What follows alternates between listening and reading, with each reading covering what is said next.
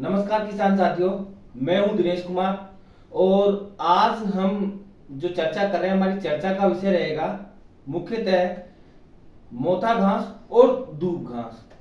यह एक ऐसा जिद्दी खरपतवार है कि एक बार अगर ये हमारे खेतों में हो जाए तो ये वर्ष भर बना रहता है। तो किसान साथियों, किस प्रकार यह हमारे खेतों में फैलता है और इसे हम कैसे कंट्रोल कर सकते हैं और इससे हम किस प्रकार परमानेंटली छुटकारा पा सकते हैं।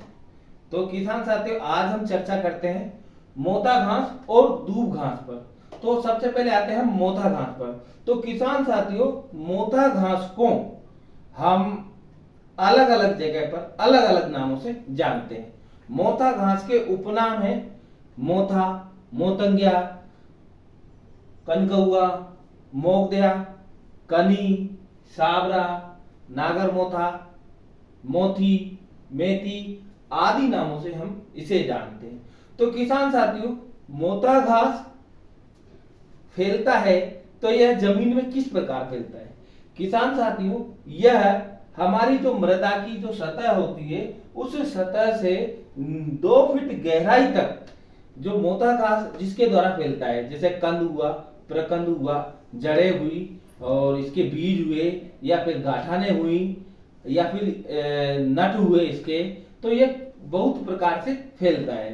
तो इनसे इसका फैलाव होता है। और ये किसान साथी का कि जमीन में जब 2 फीट की गहराई तक चला जाता है तो हम इसे इतनी जल्दी आसानी से खत्म नहीं कर सकते। और क्योंकि किसान साथियों, हम जब दवाओं का स्प्रे भी करते हैं इस प्रकार के खरपतवार पर, तो दवाओं का स्प्रे करने पर क्या होता है कि जो इसका जो ऊपर का जो भाग होता है, जो जमीन के ऊपर का जो भाग, धरातल से ऊपर का जो भाग होता है, वो इतना ज्यादा सघन नहीं होता है। इसकी पत्तियां भी छोटी छोटी होती हैं और पौधे की इतनी ज्यादा हाइट भी नहीं हो पाती। तो उस प्रकार से हम इस पे स्प्रे करते हैं तो वह स्प्रे भी बराबर से इस पे ठहर नहीं पाता और इतना हम तगड़े अच्छे तरीके से स्प्रे नहीं कर पाते। तो ये ऊपर से तो सूख जाता है, पर लेकिन यह मृदा के नीचे के भाग में ज्यादातर पाया जाता है, तो वहां तक स्प्रे जो दवाई है वो पहुंच नहीं पाती। अब नहीं पहुंच पाती तो ये पूरा ऐसा का ऐसा ही बना रहता है और हमें थोड़े दिनों के लिए तो इस प्रकार के खरपतवार से हम दवाई से निजात पा सकते हैं, पर लेकिन 10-15 दिन बाद, 20 दिन बाद वापिस यह खरपतवार और ज्यादा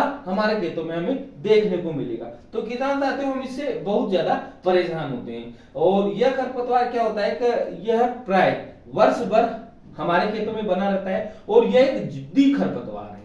तो वर्ष भर बोले तो किसान साथियों, हमारे यहाँ कृषि के 3 ही मौसम होते हैं। एक तो रबी का सीजन होता है, खरीफ का सीजन होता है और एक जैद का सीजन होता है। अभी जो आने वाला सीजन है वह खरीफ का सीजन होगा। तो खरीफ के सीजन में क्या होता है कि जैसे जैसे हल्की हल्की बारिश होगी, तो बारिश के समय जब हम बुआई करेंगे तो हमारी जो मुख्य फसल की बुआई करते हैं तो उसका तो हमें जर्मिनेशन कम देखने को मिलेगा। पर लेकिन जैसे जैसे बारिश होगी तो जो यह मोथा है, नागर मोथा है या फिर मोतंगिया नाम से जाना जाता है, तो यह खरपतवार एक साथ ज्यादा उगेगा और ये ग्रोथ अच्छी करेगा। तो किसान साथियों, जब ये अच्छी ग्रोथ करेगा तो हमारी जो मुख्य फसल होती है उस फसल पर ये बहुत ज्यादा अटैक करता है और वह फसल कहीं ना कहीं वानस्पतिक रूप से वृद्धि नहीं कर पाती और पैदावार भी अच्छी नहीं दे पाती। तो किसान साथियों, यह बहुत ही खतरनाक खरपतवार है। तो इस खरपतवार के साथ साथ क्या होता है कि किसान साथियों, इसे रोक, और इसी के साथ साथ एक और होता है घास प्रजाति का खरपतवार। तो घास प्रजाति का जो खरपतवार होता है किसान साथियों, यह भी जमीन की सतह से लेकर 1 फुट की गहराई तक इसकी जड़ें पाई जाती है। इसमें ये जड़ें हैं, राइजोम में यह सकर्स के द्वारा ज्यादा फैलती है। तो किसान साथियों, जैसे ही इसके जो तने होते हैं घास के, तो ये तने जैसे ही ऊपर फैलेंगे और मृदा के ऊपर की सतह पर चलेंगे और जहां से ये मृदा के संपर्क में आ जाएगा इसका तना, वहीं पर यह अपनी जड़ों का निर्माण कर लेगा और नई जड़ों का निर्माण करने के बाद वहीं से नई शाखाओं का निर्माण करेगा। तो उस प्रकार इसका भी फैलाव बहुत ज्यादा होता है। और यह जिस प्रकार जमीन के ऊपर अपना फैलाव करता है उसी प्रकार जमीन के नीचे की सतह पर फैलाव करता है। तो किसान साथियों, यह पूरी मिट्टी को अच्छे से जकड़ लेता है और हमारी जो मिट्टी की जो पैदावार देने की क्षमता होती है उसको भी कहीं ना कहीं कम कर देता है। तो किसान साथियों, जब ये पोषक तत्व लेगा, पोषक तत्व का कंपटीशन करेगा, तो जो मुख्य फसल है हमारी उसको फैलने के लिए, बढ़ने के लिए, उसका प्रसार करने के लिए उतनी अच्छी तरह से वातावरण नहीं मिल पाएगा। तो कहीं ना कहीं हमें पैदावार हमारी कम निकलेगी। तो किसान साथियों अब हमारे सामने यही समस्या आती है कि हम जो मोथा और जो मोथा के साथ साथ जो घास प्रजाति के जो खरपतवार है हम इनको किस प्रकार कंट्रोल कर सकते हैं। तो किसान साथियों जैसे अभी जो अब जैसे आप देख सकते हो किसान साथियों, मई और जून, अप्रैल मई जून के महीने में हमारे खेत पूरी तरह से खाली होते हैं।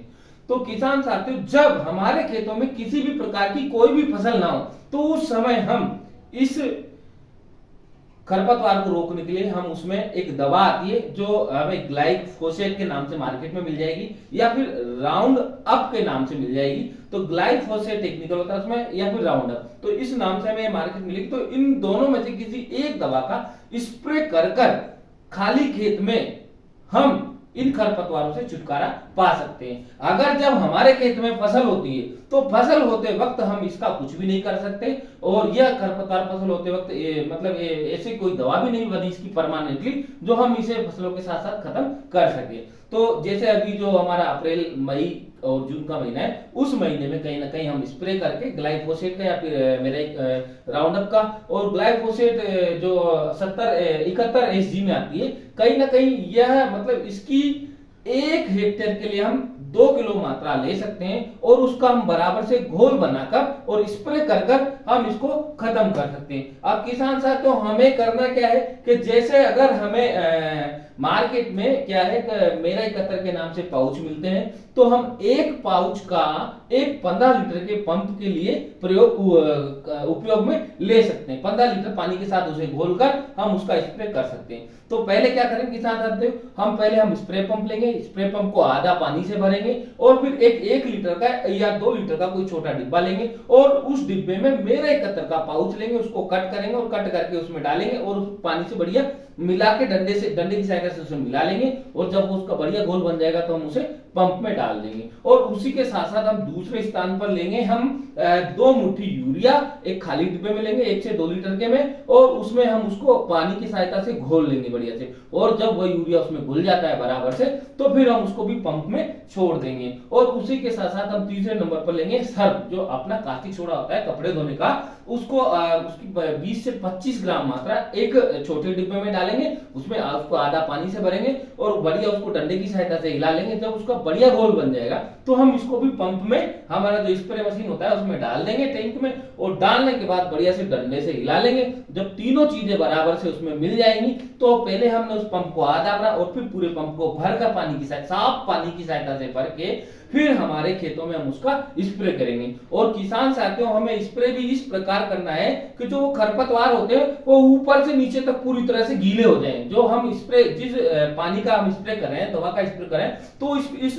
स्प्रे से वह पूरी तरह से गीले हो जाएं ऊपर से नीचे तक, तब जाके वह कहीं ना कहीं खरपतवार खत्म होंगे। और देखो यह दवा एक ऐसी सिस्टमेटिक दवाई है किसान साथियों, यह पौधे के जिस भाग पर डलेगी उसको भी खत्म करेगी और संपूर्ण भाग में फैलकर पौधे के जड़ तक, मतलब जो जड़ है ट्यूबर है राइजोम में वहां तक फैलकर उसको नष्ट करेगी। और किसान साथियों जैसे ही मई जून में क्या है कि थोड़ी अभी गर्मी तेज है, तो गर्मी के संपर्क में जब इनकी जो जड़ें आएंगी तो वह उस गर्मी के संपर्क से भी खत्म हो जाएंगी। तो किसान साथियों हम ये दोनों का स्प्रे, ये दोनों तीनों चीजें जो मैंने बताई है, इनका स्प्रे बराबर से करके इन खरपतवारों से हम छुट्टी पा सकते हैं या निजात पा सकते हैं। किसान साथियों मेरे द्वारा दी गई जानकारी आपको अच्छी लगी होगी, और किसान साथियों मैं आपसे उम्मीद करता हूं कि हमारा जो YouTube पर खेती-बाड़ी फर्स्ट के नाम से चैनल है, आप उसे ज्यादा से ज्यादा सब्सक्राइब करें और हमारे वीडियो को लाइक करें, शेयर करें और कमेंट करें। धन्यवाद किसान साथियों।